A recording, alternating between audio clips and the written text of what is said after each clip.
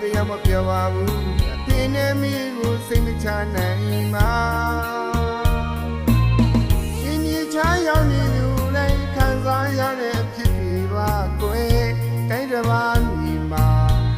ကြိုးစားဖွေရှာတာတို့တွေမှာရှိမှန်းချက်တွေဒီမှာပြန်လာမှာ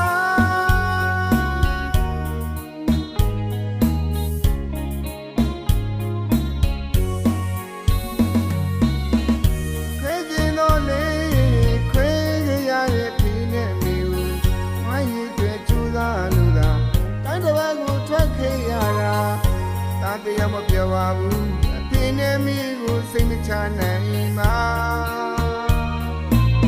ရှင်ကြီးချမ်းရောက်နေသူလည်းခံစားရတဲ့ဖြစ်ပြီးပါကွယ်တိုင်းတစ်ပါးမိမှာကြိုးစားဖွေရှာတာတို့တွေမှာရှိမှန်းချက်တွေဒီမှာပြန်လာမှာ